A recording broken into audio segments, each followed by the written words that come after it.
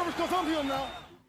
Hey guys, welcome into another episode of 410 Sports Talk. I'm James Haskell here with my co-host Glenn Martin, and we're really excited to dig into a subject that I think a lot of fans are talking about, and that is the Ravens rookie class. But before we do, we want to take 2 seconds and give our new patron a shout out, Charles Collins. Really excited for him to join the flock, join the team, and he's going to be able to interact with us along with our other patrons, and we're really excited for that. If you guys are interested in learning more about that, go ahead and hit the link in the description and check out what the options are there for you.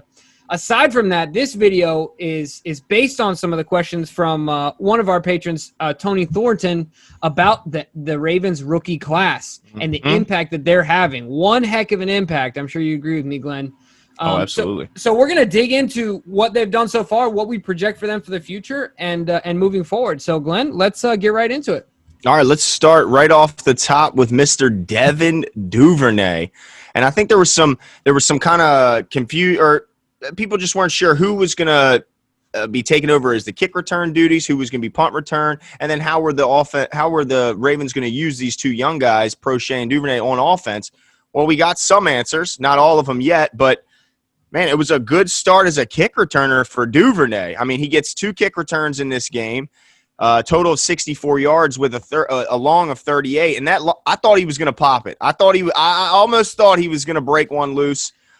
He looked phenomenal. He looked fast, and most importantly, on a kick return, you got to look fearless. You got to go right. You got to pick a hole, and you got to get upfield and not do too much dancing and getting sideways. You got to get up. You got to get vertical. So I loved that. First and foremost, loved seeing him as a kick returner. We have not had an impact kick returner in quite some time since Jacoby Jones is left. So, yeah, I was happy to see that. What'd you see out of him in the passing game? Yeah, as far as the passing game goes, I was also pleased. I realized that it was only 1 reception, of course, but he had the 12 yards. But the play, the design, it worked. It made me think of last year. I think at the beginning of the season, we did something similar with Hollywood, and it didn't turn out as well. Not that Hollywood wouldn't do as well, but you're talking about the fearlessness of Duvernay, and I think in both of those occasions where he took advantage of the opportunities, you noticed it. He's in a phone booth in both of these plays. He's in a tight situations, and he is not scared. He is moving forward and engaging in contact, no fear at all.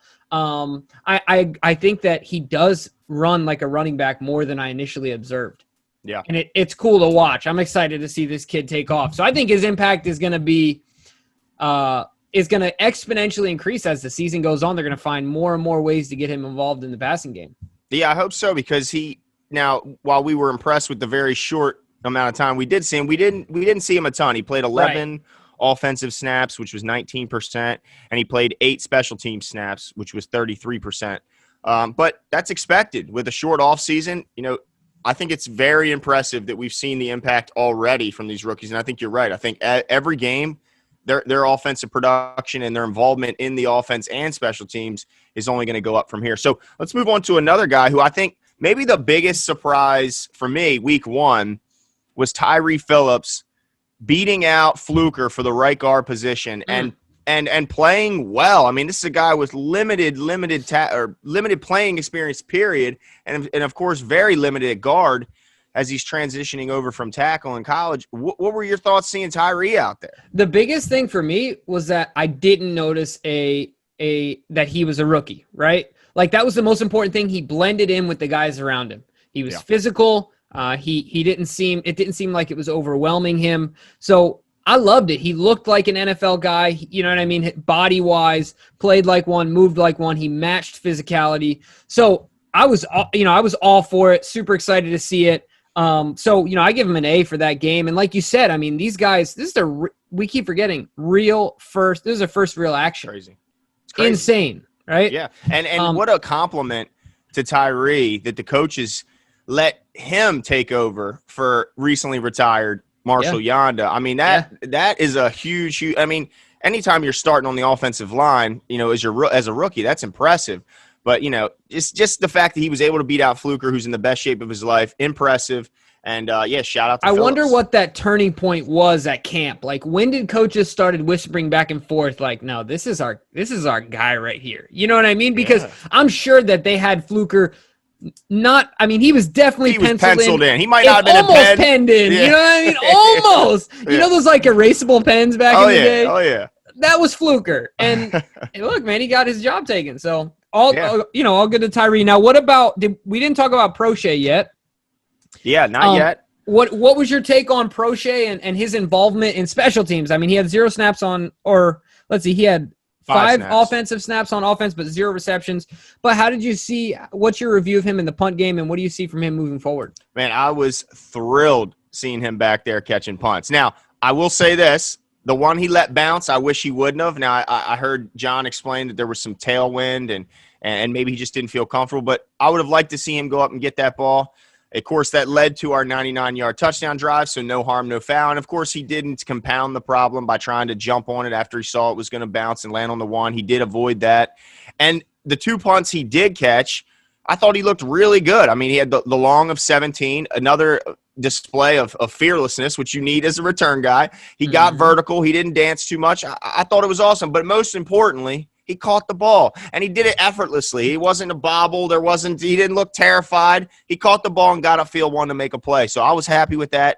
And, yeah, I want to see him just continue to make himself more of a presence on the offense. Yeah, I think I don't even know if this is the right term, but to me, he has soft hands. Like, yeah, it just comes very naturally to him. I feel like you could if you could launch an egg in the air and he would catch it without it breaking. You know what I mean? He just has those hands to him. So hopefully I didn't just jinx him for the rest of his NFL career by saying that.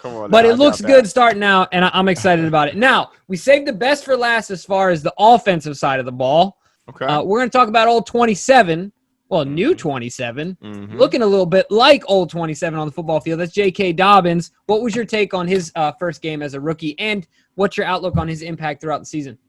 Yeah, I thought he played well. I mean, we didn't see a ton of him. He did play, 23 snaps, which was just under 40% of the offense's total snaps. He had the 2 touchdowns. Now, you look at the yards per carry, and that's not great, 3.1, but we remember that he got the goal line work, and a few of those carries were inside the 5 where – he didn't have a lot of room to run. So I was happy with it. Impressed the fact that he's getting the short yardage work at the goal line. That to me speaks volumes. That the coaches must be impressed with him to give him those crucial carries. I mean, it's surprising with the depth in the backfield that we have that he's the one that they chose to give those carries to. Shout out to Dobbins. I just want to see what more he's got. I want to see him in space. I want to see him. We haven't seen – it's like we got a little glimpse, but I want to see more. I can't wait. Now, there's only one thing that came to mind when I watched – I'm sure you watched the Ravens Wired, like the 9 or 10 minutes of the Wired recap of the game. Mark Ingram, of course, was doing a lot of cheerleading as normal. He was mic'd up. Obviously, he was conscientious of that. But there's something that came to my mind. What do you think about the idea of I think people are going to jump on the Dobbins bandwagon and say he's going to start dominating the getting the lion's share of the carries and things like that. I would hold off because I think that this game was more important for Dobbins psychologically and physically. Where Mark has been there, done that, that doesn't diminish his importance in the offense and the role that he'll have moving forward. But I think that the coaches came together and said, hey, look, and even to Mark, we need to get this kid going for the future of this season, right? Right. Keep being a good mentor and let's get the wheels turning on this kid, early and often. That way he can go into the season with some confidence. What do you think about that idea? Yeah, I think confidence for any athlete is the utmost importance, even more so than talent in a lot of ways. You have to be confident in your own abilities in order to play well. So I like the idea of getting him 2 touchdowns early. He's feeling real good about himself. I will say this, though. Dobbins has never struck me as a guy who struggles with confidence. I mean, first press conference right away, he said, look, when he was asked about showing patience, he said, I mean, I'm not here to be patient. I'm here to play, and I'm here to help this team win. So I don't think he necessarily needed a confidence boost, but they gave it to him anyway. And yeah, I don't think it'll hurt. And maybe some overall familiarity just with playing the NFL. Yeah, I think that's what it is. He took a pop. If you remember, I took a note down. His first hit, his first carry, he took a pop. So welcome to the NFL. I think that's the bigger point is that they need to get him in rhythm. Yeah. Mark Ingram's been doing this a long time. He doesn't need the carries. He doesn't need the preseason. But I think you're right. I think getting Dobbins some hits early, let him know the physicality. Now, he said after the game he didn't really notice an elevation in physicality. Now, he noticed it in talent, and he noticed it in speed a little bit. But he says he didn't really notice. Now, he was playing big boy football in the Big Ten. I'll say that. But So he's a Well, confident kid, man. I Well, like hold on, though. Hold on. I'm gonna give. I'm not gonna give Dobbins a pass on that one. He might have said that in the post game, but if you watch once again The Wired, him and Mark are exchanging. They're going back and forth about that second touchdown where he took that hit going in the end zone. Yeah. And he was like, this is the big boys now. And he's like, yeah, no, I took that hit. And I was like, dang, like I'm already in the end zone. You know what I mean? So Right. you might say one thing in front of the mic, but Yeah, they caught him. They caught him. Absolutely. So let's move over to the defensive side of the ball, but I want to get your way too early grade before we do. As far as these prospects, what did you see out of their game? Can you give them anything from an A as far as offensive rookies go? You can't. I mean, the amount of impact players from this rookie class, we haven't even gotten to the other side of the ball yet. It's incredible. So any year, I can't remember a year that this many rookies made an impact in a week one game, especially when you consider the shortened offseason. I think it's just impressive, and more so, obviously Eric DeCosta is going to get a ton of love and a ton of credit, and him and Ozzie deserve it for picking these guys. But shout out to these coaches for developing and getting these guys ready, and also the players. These rookies, they had to have been buried in their playbook. They had to have been doing the extra stuff outside of the time that they're allowed with their coaches.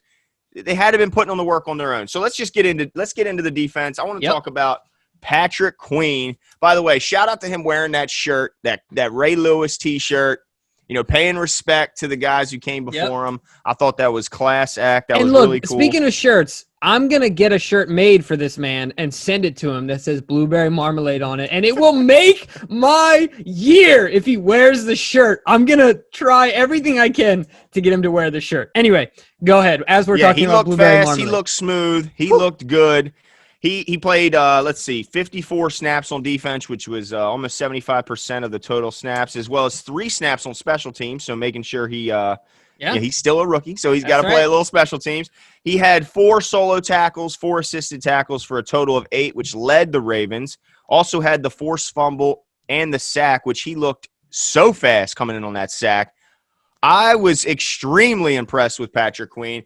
I mean, they talk about the burden of being a middle linebacker as a rookie in the league is not easy when you're asked to cover as well as stop the run, and he did both. I mean, he played phenomenal. I was super impressed. And let's remember, he's the second youngest player in the entire National Football League. This is a young man, and a guy who hasn't played, LSU last year. His year last year was really a standalone year. He didn't do too much other than that. So shout out to him. He must have been another one of the guys buried in the playbook and working hard. Yeah, just to piggyback off what you're saying here, it's impressive because, I'm pretty sure at birth, like Ray Lewis, one of those people just born to play middle linebacker. You don't put him at anywhere else but middle linebacker. You just know it, right? Right. But this kid came in as a running back into college. Yeah. In transition, like you said, last year was his really big year. So I agree with you 100%. I'm really excited to see what he continues to do and how he continues to improve, how he continues to improve on the timing of those blitzes. So he doesn't. He did get popped the one time. So he doesn't take those licks. He just got clipped. You know what I mean? Just enough. It was just perfect, off balance. Yeah. Yep, just caught him. So hopefully he can, continue to improve. I'm really excited for him. Now let's get into Crunchy Peanut Butter himself. Malik Harrison didn't play quite as many snaps. Only had 21 snaps, which is 29% of the defensive snaps. But he had 4 tackles, and one of the things that you mentioned off air, which is really awesome to see, and I think will be a theme for his career, had 1 pass breakup. And I think since he's a big, rangy, long guy, I think that this will be a theme throughout his career, in 2 ways. Obviously, when he's covering tight ends and, potentially slot receivers, running backs, whatever the case may be, but also as a blitzer, based on the fact that he's a relatively long, tall inside linebacker, I think that will, create more pass breakups for him as well. So I think he didn't look overwhelmed. I think he looked good. Now, we talked about this in the recap. That play where Calais went to the other side of the line, Malik took a really bad angle on Chubb too. Yeah. And so I'm sure that's something that he's working on. But I mean, I think the kid looked great. What do you think? I don't think many would have expected him to come out and play. Was it almost 30% of the defensive snaps? Nobody would have expected that. We would have been thinking that Fort would have been, the guy next to Patrick Queen. And not to say that Fort wasn't out there, he was too. But he made a heck of an impact too. Yeah, well, I tell you that special teams play he made was pretty phenomenal. He just made his whole paycheck with that play. Well, yeah, but I'm just saying, I think everybody was surprised to see Malik out there so much. Yeah. He played 15 snaps on special teams as well, making his impact felt there. And yeah, you're right. I think the biggest surprise is the play he made in coverage. I don't think a lot of people are giving him much credit. Now, if you asked him, he said, "Look, I can cover. You know, Yeah. you just go look at the tape of me in college. I can cover." So I was impressed with him, impressed with his size, his mobility at that size. And yeah, just excited to see these two grow together for quite some time here in Baltimore. I'm already thinking about ways that we can keep them both for a long time. I know. It's like way too early, and I'm already concerned about it. All right, well, let's talk about my least favorite guy in the draft. Broderick Washington, who looked the same since 10th grade into college. I have to say, he looked big. I mean, I don't know what's in the water in the Ravens' strength. I don't know what's in the water at the old castle. I don't know what it is. But he looked bigger, looked stronger, looked less pudgy to me. Mm-hmm. So, he had 28 snaps, which is 38% of the defensive snaps. And I'm pretty sure he was off a lot of people's radars as far as the defensive rotation. But I saw him make a play or two. What was your take on him? Yeah, I was, like you said, I saw him out there. He made himself seen. Playing almost 40% of the snap. Nobody would have guessed that with all the additions that they brought in the defensive line. Right. Nobody in the world would have thought that he's going to play that much. Certainly not you. I remember you took a little bit of a jab at him, but you've been hard on him all offseason, okay? I've been having to try and defend the guy a little bit. I was impressed. I mean, I'm not going to sit here and lie and act like I watched him, focus solely on him and watched him every play. I didn't. But the fact that he got that many snaps means he must have been doing something right or he wouldn't have been out there. Yeah. So I think that if anything, the more he plays, obviously, the better he gets. And if there are issues with injuries or maybe somebody's a little dinged up, Derek Wolfe has had injuries in the past. And while he played phenomenal, he played a ton of snaps in this one. You never know down the stretch. Mm-hmm. So it's good to know that he's there and he's obviously quality enough for him to get 40% of snaps in week one. So he's only going to get better and make him, and he can be more of an impact player. Yeah. And I'll tell you what, it was really funny. The gentleman the two guys that covered the game, one of them didn't know who it was that made the play. And you could tell he was pausing to let the producer tell him in his ear who that was. So so suffice it to say that Broderick Washington was way off of people's radars. And like you said, he must have done something to impress. I'm excited to see what Metabike does when he comes out to play. Yes, because that man is a man amongst boys. Yes. But we haven't seen it yet. Right. Hopefully soon. You're right.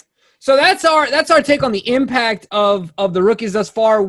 I think as far as an A on the defensive side of the ball, are you with me? Absolutely. I mean, can you do anything but an A? Impressive. I mean, shockingly impressive.